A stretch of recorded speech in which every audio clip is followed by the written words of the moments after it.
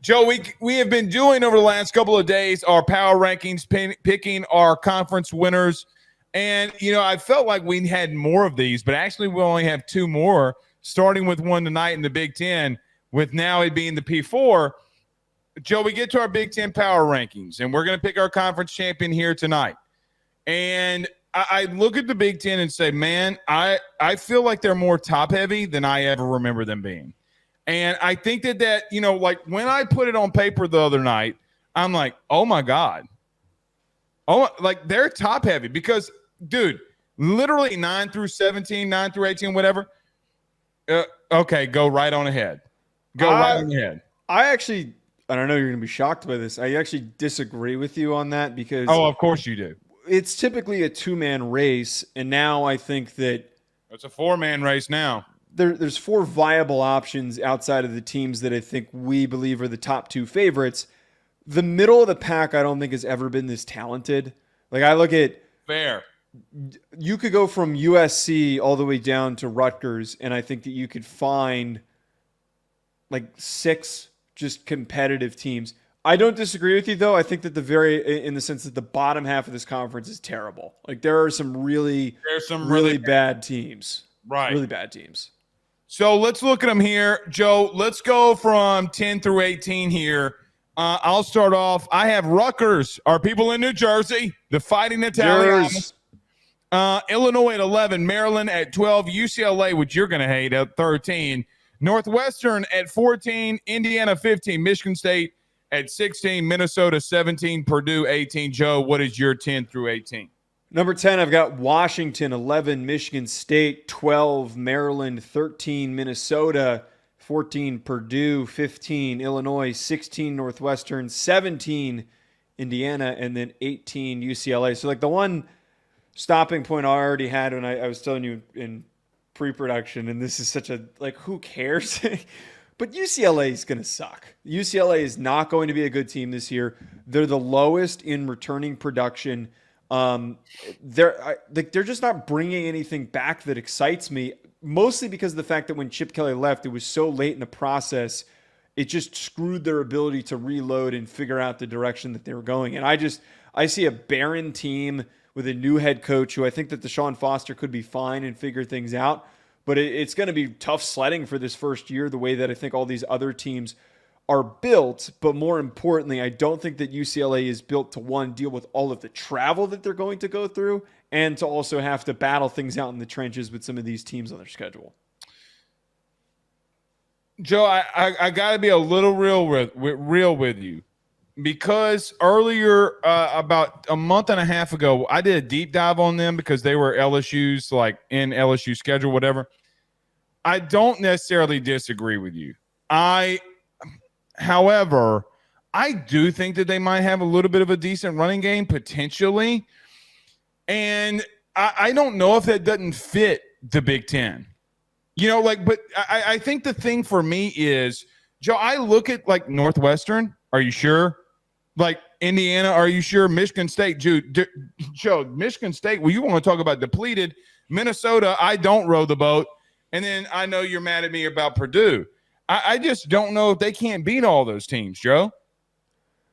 I don't think that all of those teams have more premier talent at key positions. Like Michigan State, Aiden Childs. Have you ever seen Aiden Childs throw a pass? Meaningful pass? He hasn't played yet, but I at least have a good athlete and a highly recruited kid that's well regarded in just national recruiting circles in general, that he could have a really strong year. I'm blanking on there's a one linebacker that they have that I really, really like. They've got some players on that team that are at least competitive, which is why I think that Jonathan Smith can at least have them, I don't know, like 5-7, not totally bottoming out. The one thing I really disagree with you on is I think that Ryan Walters in year 2, I know that they lost Scourton and Deion Burks, but Dylan Thieneman comes back, who was one of the best safeties in the country last year. He was on my top DB list. He is an unbelievably gifted player as a true sophomore.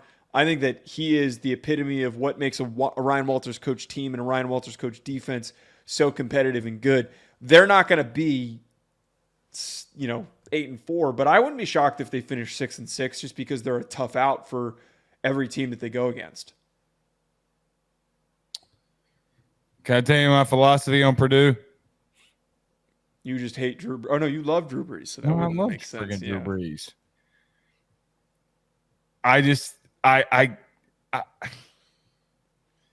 I think they're going to suck. I think offensively that they're going to really suck. They're bringing back Hudson Card. They're bringing back their quarterback. It's not like they're starting over. I understand that. He's serviceable. He's better than anything that they have at UCLA, at Northwestern, at Minnesota. Those are all unresolved situations. If you want to talk about a school I'm pissed off at you by Joe, remember what happened in the beginning of around this time last year at Northwestern? Pat Fitzgerald got canned. And Joe, Northwestern came with some fight. They also, I understand that they came out swinging despite all of the adversity that they were facing, but they're also one of the lower teams in returning production in the Big Ten. Some of the lower ones, Washington was one of the lowest, which makes sense. You got them at 10. I have Northwestern at 10, or I have Washington? Washington. Yeah, wait, why are you so high on Washington? Because I saw a coach take a quarterback with talent last year in Arizona and start winning football games. Yeah, go ahead. Sorry. I cut you off.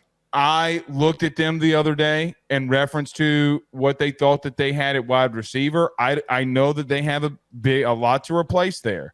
Joe, they got some production coming back at receiver.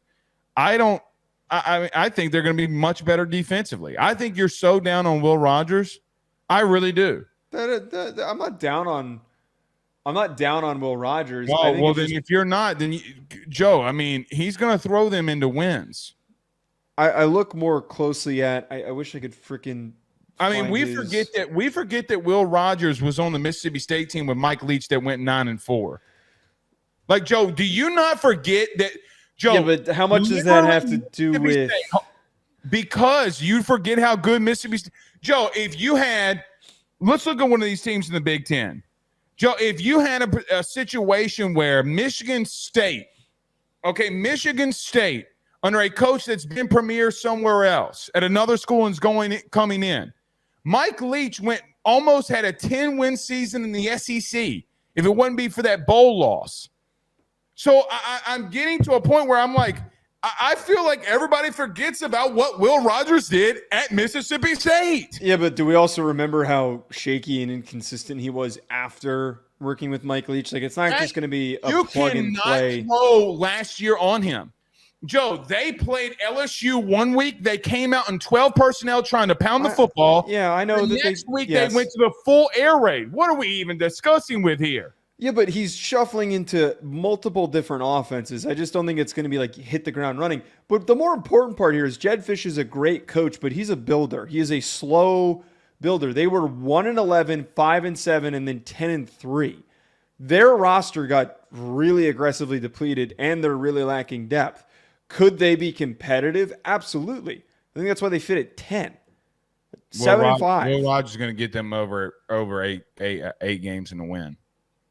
They're winning more than 8 games. I don't know why you're so Josh, I used to come into 7 games. I used to come into the office 2 years ago before we started doing this show. Josh used to come in before that college season and tell me that Will Rogers was going to win the Heisman. And I used to tell him Will Rogers isn't as good as he thinks he is. Do you really think that's what I'm saying here? I know that's not what you're saying, but I'm saying for some reason you think he's so good that he's 30.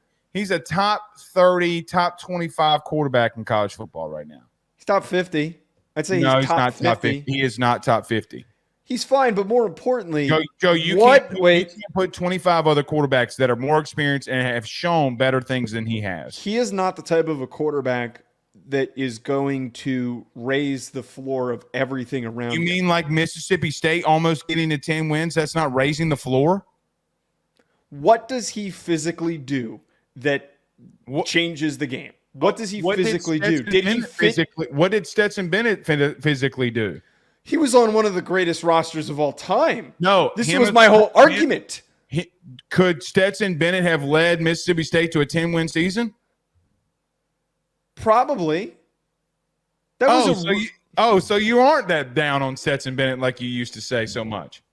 No, that's not. You're pulling the wrong takeaway here. The whole takeaway is that game managers like these guys, you throw them into this Washington situation with lacking depth. He's not a game manager. Stop. Yes, he is. What has he done when he threw for over 4,000 yards? He was playing in an air raid. I don't give a fuck what he was. Case Keenum says hello. What? Case Keenum's still in the league as a backup. I don't give a shit.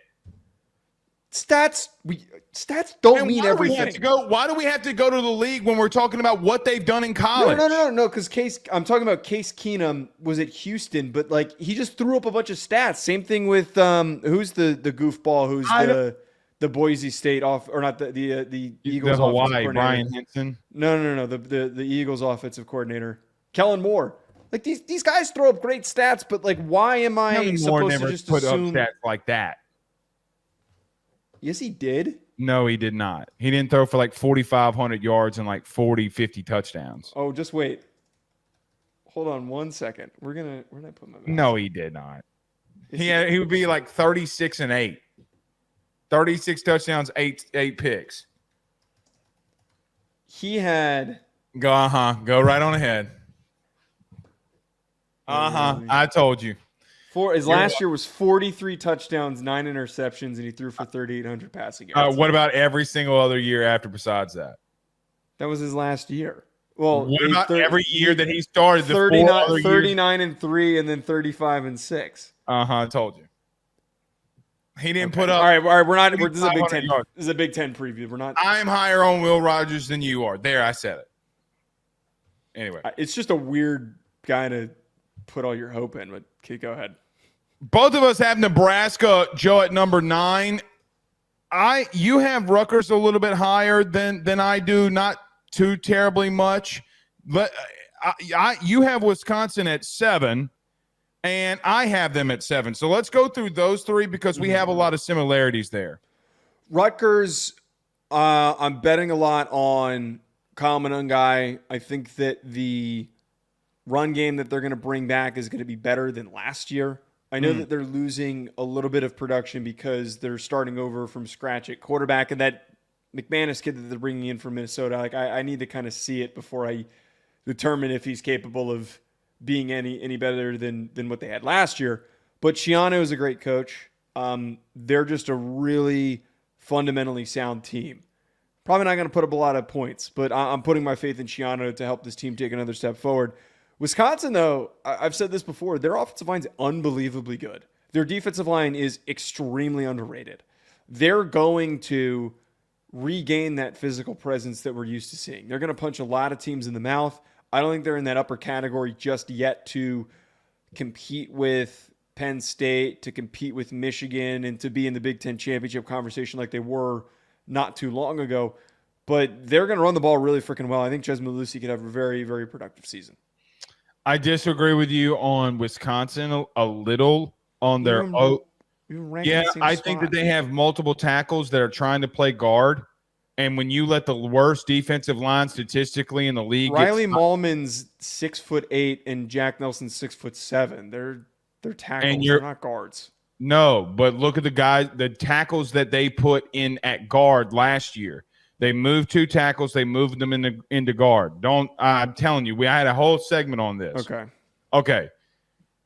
Regardless, I saw the worst defensive line in the SEC last year go up against them and have 4 sacks. Spare me. I don't know about them. I'm going to question you on that. Maybe you're right. Maybe I'm wrong, but we'll see. Have you seen that news out there about Wisconsin and Tyler Van Dyke? What was it? There was the stupid thing that was tweeted that, he's back in his rhythm. He had 4 straight completions. Man, are you freaking kidding me? That's what you're talking about, right? Okay.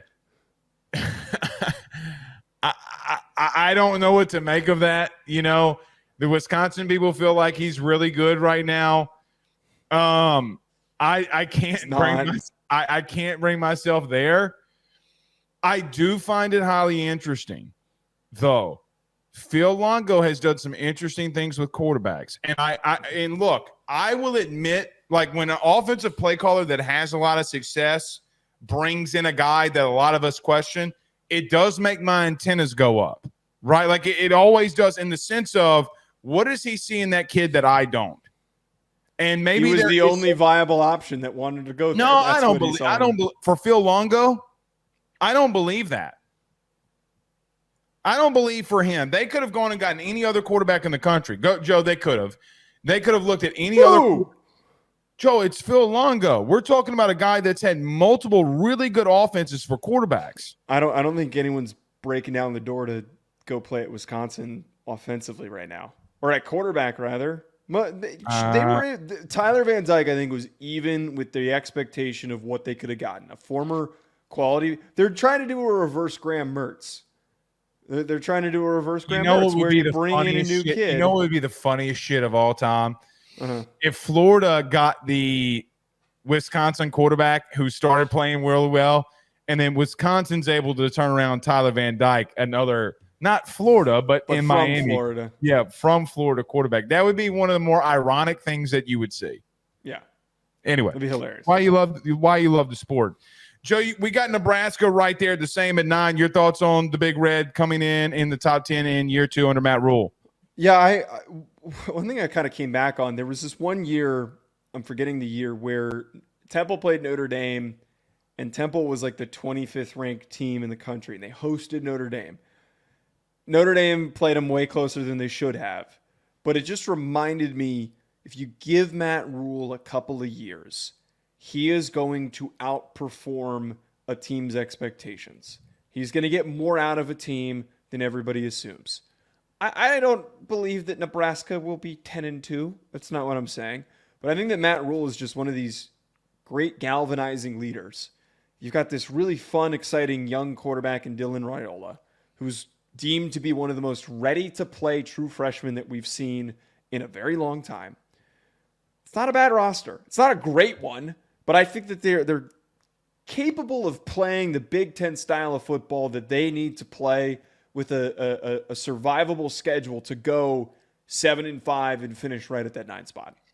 The only thing that worries me about putting him in the top 10 in the Big Ten is that Dylan Raiola is a freshman. And I don't give a shit. I don't give a shit what you say. I don't give a shit. That kid is going to make mistakes, and I will tell people, if he went out there next year and threw 25 touchdowns and 10 interceptions, or 20 touchdowns and 15 interceptions, it's not going to bother me in what I think of the kid. Was he making right decisions? Is he just a freshman? Like, you got to let guys grow here. That as much as Dylan Raiola brings them up for me right now, he also can bring them down for me in any of these lists, because I'm like, look, man, you're rolling out there potentially with a freshman starting quarterback in the Big Ten. It's not easy. I'm going to give them the benefit of the doubt that the kid can really play. And so for that, I'm going to put them in my top 10 here. Joe, we have Wisconsin, or we did Wisconsin. We have USC, Iowa, Penn State, Michigan, 3 through 6. I pretty much have the same thing that you do. We've already talked about Washington, but we mixed them up. That's so high at 6. God, sorry. Continue. We're not going backwards. I am putting all my faith in Will Rogers. It's just such a random guy to you. You did this last show. SEC quarterback. We're all in. You did it with KJ Jefferson. Oh, he played in the SEC, so we're all in. I'm not wrong. Maybe I don't get it. It's not my fault that those quarterbacks went there. You just buy in on these guys, though, when they're not as good as I think that. Joe, he threw for 4,500 touchdowns and almost led Ole Miss to a 10-win season. Played Mississippi State. He played. Okay, we're not doing it. We're done. We already talked about it. Name a wide receiver. Can you just do one? Can you answer one trivia question for me? Can you name one wide receiver at Mississippi State? No, because I don't memorize Mississippi State depth charts. Then be quiet. All right. I don't even know where to start here. You know what? Let's start at USC. So you have USC coming in at number 6 here. I have them at number 5. So tit for tat. What do we think of USC? I'm not buying the Miller Moss buzz. Not that I don't think he couldn't be good, and not that Lincoln Riley couldn't unlock something from him. But to put that much faith into a guy after one bowl game to put him into the top 5 in the conference just feels a little bit aggressive. I love D'Anton Lynn. I've said that a million times this offseason. It pains me as a Notre Dame fan to know that D'Anton Lynn is going to improve that defense. But it's going to take more than one offseason to undo the damage that Alex Grinch did. We're not just talking about poor scheme on the field. His approach was force turnovers, forget tackling. That shit, not emphasizing tackling in the Big 12, or in the Big 10 rather, that is going to take more than an offseason to coach out of your players. Because what he had at UCLA was downhill, aggressive, punch you in the mouth, pressure coming from your front seven, all that stuff. It's going to take a bit before they get into the proper rhythm. Okay. Hot take. You ready? If you got them at 6, Joe, then you're having them around 8 or 9 wins. Yeah. Okay. Yeah. Well, then that's fair then. If that happens, that means that their defense stood up big time. Yeah, I'm implying that they'd improve. Well, I don't know. Joe, you're talking about if they go 9-3 with the schedule that USC has, they're going to have to be in the mid-50s. Like, they're going to have to take a massive lead. Now, with that being said, hot take, you ready? I think they are. I personally, because of other stuff and because, LSU playing them week 1, I know I've said I never say them this much on the show. I swear to God. I went back and watched a lot of them at the end of the year last year defensively. Dude, do you know how good at times athletically they were defensively? Yeah. Like, they have guys, right? Mm-hmm. Scheme was so bad.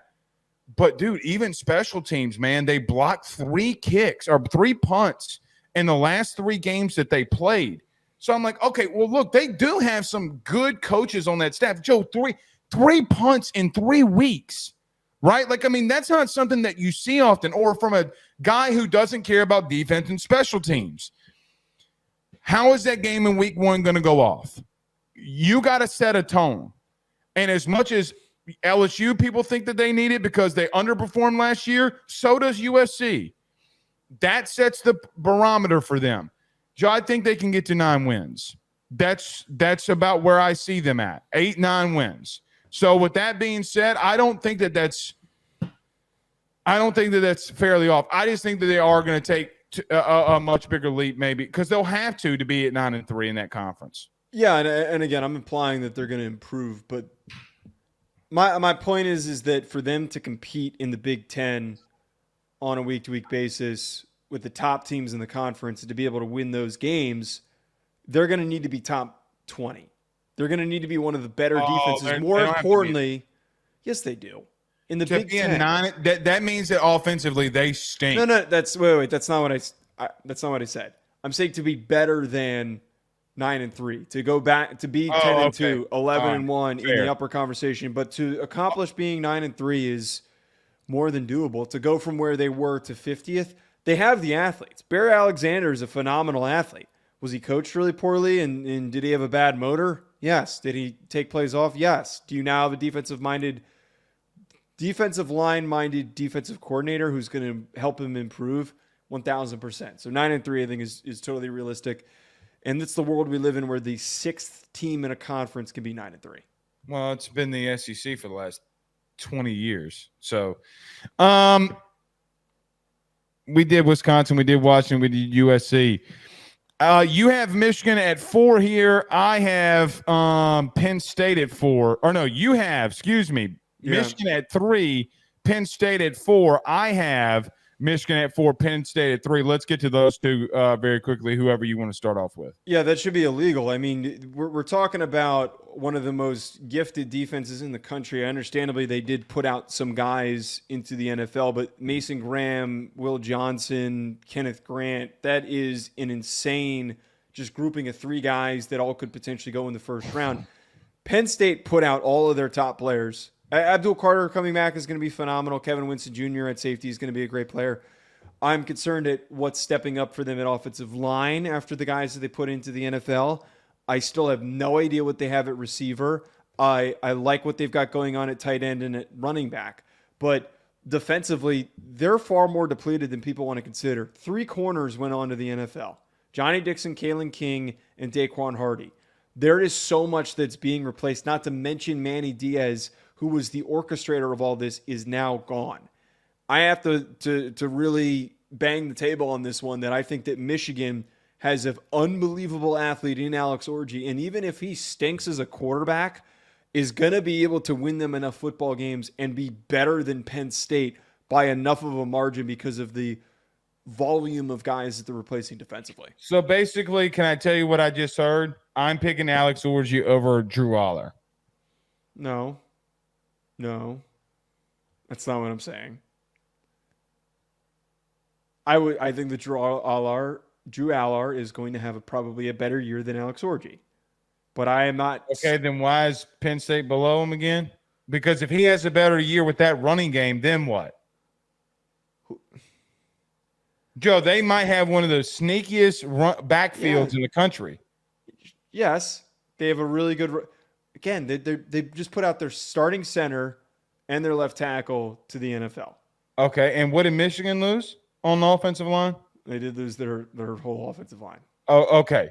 So again, you're talking about a brand new offensive line with a brand new quarterback against Joe. Are we acting like Penn State doesn't have pieces? Like, I feel like you're trying to separate them like there's a massive gap here.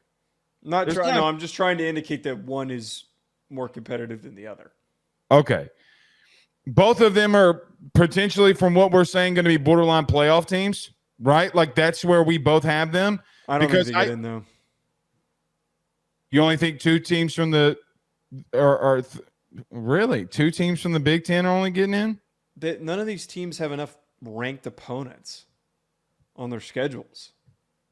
Oh, so they play a weak schedules. The Big Ten's the conference of weak schedules. If Penn State goes 10-2 and saying Notre Dame's also 10-2, there's going to be a bunch of other 10-2 teams that are going to be arguing to go. Notre Dame's schedule is ass too. Well, that's my whole point. Right. Pick what schedule was less ass. That's the conversation that we would be having. Listen, there's new offensive scheme in Penn State.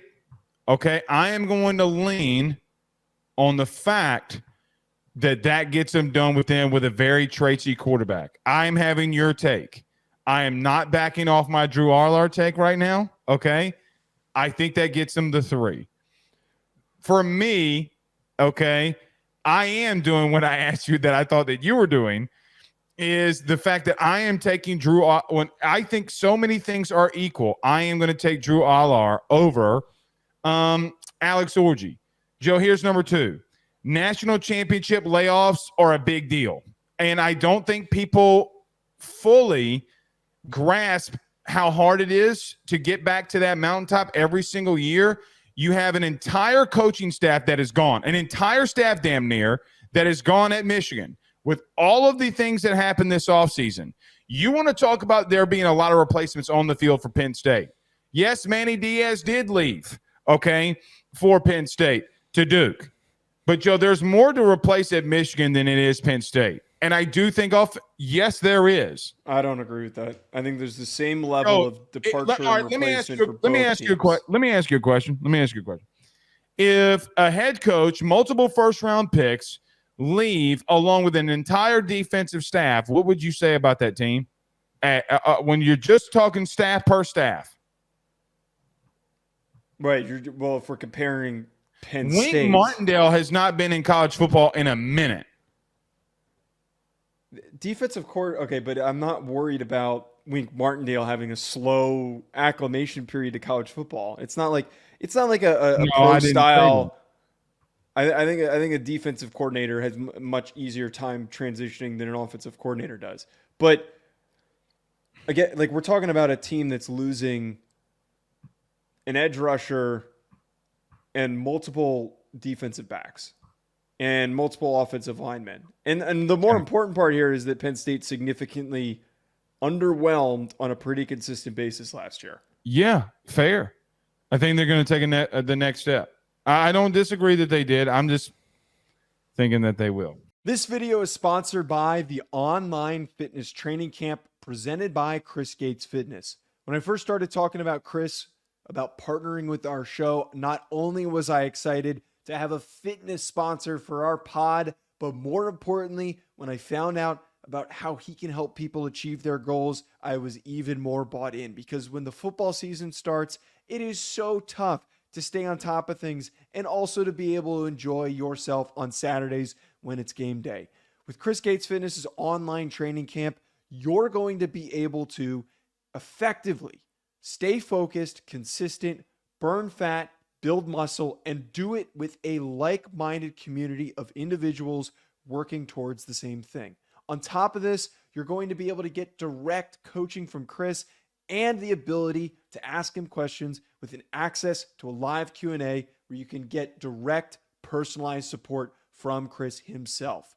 Don't wait any longer. If you're trying to get in shape during this fall and you want to be able to do it with the right support system, head on over to chrisgatesfitness.com/training camp or click the link in the description.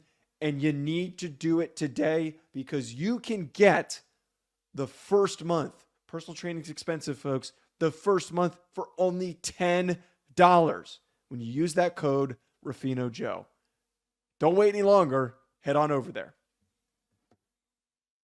BetOnline remains your top spot for all of your live betting action and contests. NFL, college football, UFC, NHL are all in full swing.